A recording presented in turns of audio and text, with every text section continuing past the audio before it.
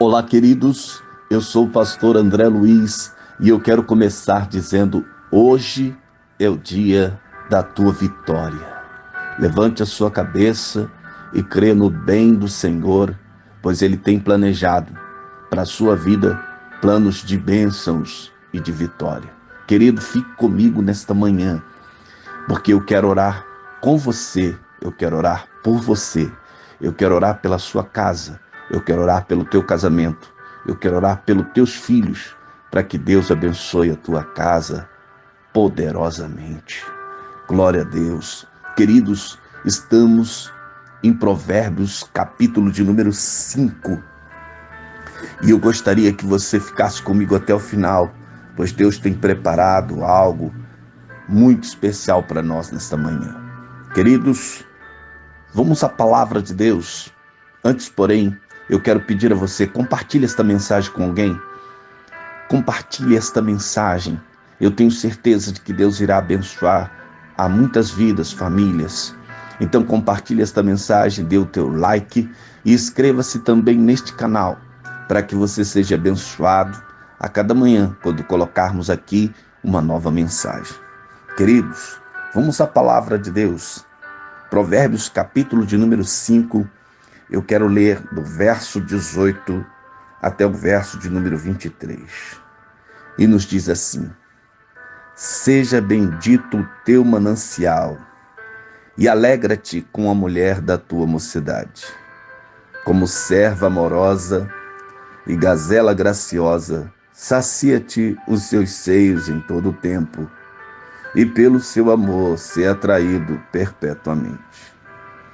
E por que, filho meu, andarias atraído pela estranha e abraçarias o seio das estrangeiras?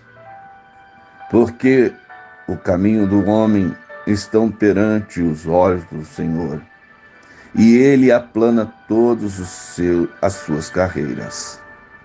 Quanto ao ímpio, as suas iniquidades o prenderão, e com as cordas do seu pecado será detido.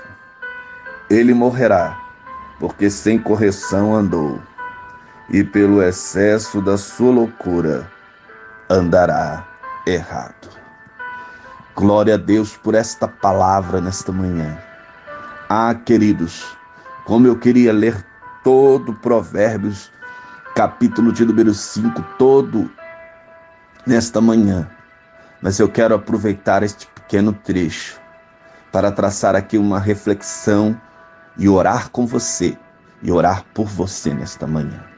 Queridos, Provérbios, no capítulo 5, o sábio vai nos trazer instruções e revelações profundas que precisamos guardar, ensinamentos práticos para vivermos uma vida abençoada e gozarmos da bênção de Deus. Queridos, o casamento é um ato de sabedoria, tanto como o adultério é um ato de loucura. Deus criou o casamento, entretanto, o diabo inventou o divórcio. A vida de muita gente tem sido uma verdadeira loucura desgraçada, onde pessoas têm vivido uma vida desregrada, destruída, simplesmente por desprezar as sábias instruções divinas. Salomão fala de homem para homem e discursa francamente aos seus filhos e aos jovens de hoje também. E neste capítulo, ele vai falar abertamente contra a infidelidade sexual. Precisamos entender que o sexo é bênção de Deus no casamento. Fora é uma maldição. O pai que deseja o bem de seu filho ensina o que Salomão ensinou aos seus filhos no livro de Provérbios, no capítulo 5. O conselho é prático para a vida. Viver a sabedoria revelada por Deus e ensinada pelos pais piedosos que guardam a palavra de Deus preserva do sofrimento, queridos, e dos males indesejados. Veja, a palavra de Deus no livro de Provérbios Os versos que abrem este capítulo diz: filho meu, atende a minha sabedoria e a minha razão inclina os teus ouvidos, para que te conserves os meus avisos e os teus lábios guardem o meu conhecimento. Veja que há aqui um apelo para que se ouça os pais. Ainda que as palavras dos pais sejam duras, difíceis de engolir e contra os nossos próprios desejos, o resultado final é incomparável em relação às palavras doces e sedutoras das mulheres que não têm ideia do que é uma vida de princípios, queridos, e nem de quem é verdadeiramente, quem elas são, nem para onde estão indo. Pessoas que estão vivendo uma vida sem princípios, sem a orientação da palavra de Deus. Veja o que diz aqui o texto, do verso 3 ao verso de número 6. Ele diz: porque os lábios da mulher estranha destilam favos de mel, e o seu paladar é mais macio do que o azeite, mas o seu fim é amargo como o absinto e agudo como a espada de 2 fios. Os seus pés descem à morte e os seus passos firmam-se no inferno, porque ela não pondera a vereda da vida e as suas carreiras são variáveis e não as conhece. A advertência é clara. Quem rejeita os princípios revelados pelo Pai Celestial desperdiçará completamente a sua curta existência e depois lamentará os conselhos sábios ignorados. Quanto insensatez! Ser sábio, querido, é fugir das tentações do pecado e das seduções do diabo para ser feliz de verdade. Então foge. Ouça o conselho da palavra de Deus, ouça o conselho do apóstolo Paulo a Timóteo, que diz: foge dos desejos da mocidade. Vale a pena e vai valer a pena para toda a tua vida guardar o conselho da palavra de Deus. Querido, o prazer sexual é essencial à vida conjugal e deve ser profusamente aproveitado. A fidelidade deve ser preservada e jamais destruir-se com alguns supostos momentos de distração sexual, afogando-se nos engodos da prostituição.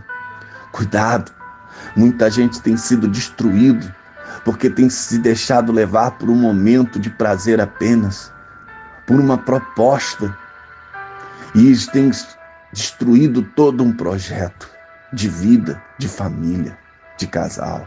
Tome cuidado. O inimigo está à espreita, buscando a quem possa tragar. E este é o conselho de Deus para nós nesta manhã, para que despertemos.